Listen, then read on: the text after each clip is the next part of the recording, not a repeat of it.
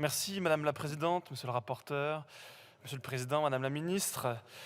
Chers collègues, ces deux accords ont pour objectif d'optimiser et de pérenniser la présence et le cadre de vie de nos diplomates au Sri Lanka et au Sénégal. Alors nous sommes en face d'une situation géopolitique particulièrement tendue en Afrique avec l'affirmation croissante des puissances chinoises et russes qui viennent s'opposer à notre influence historique en Afrique de l'Ouest. Les changements d'alliance et la montée en puissance des anciens pays émergents sur la scène internationale transforment les équilibres géostratégiques du monde. Mais en plus, notre pays fait face aux errements répétés du président de la République dans sa gestion des relations avec les nations africaines. Il voit également le fonctionnement de son prestigieux et brillant corps diplomatique mis à mal par des réformes qui n'auront pour conséquence qu'un affaiblissement de la parole de la France sur la scène internationale. De plus, notre politique étrangère est bien souvent erratique, illisible pour nos partenaires qui ne se retrouvent plus dans les modèles et les alliances que nous leur proposons. Ce texte est donc l'occasion de le rappeler. La diplomatie et l'influence de la France dans le monde sont en grand danger. Nous devenons un nain diplomatique en situation de vassalisation, notamment par l'Union européenne.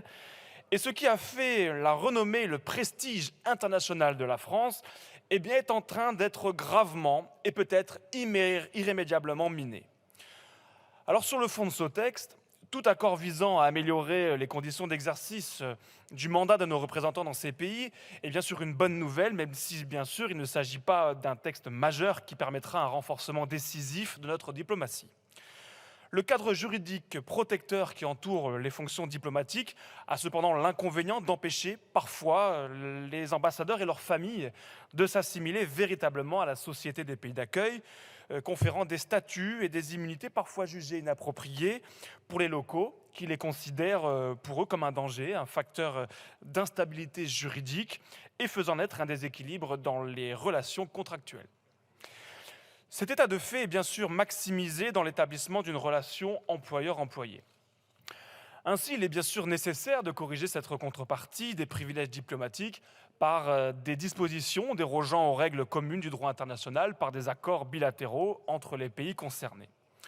Ce texte, qui n'est pas le premier du genre, doit permettre aux familles des diplomates en mission dans ces pays d'exercer une activité salariée tout en conservant leur statut.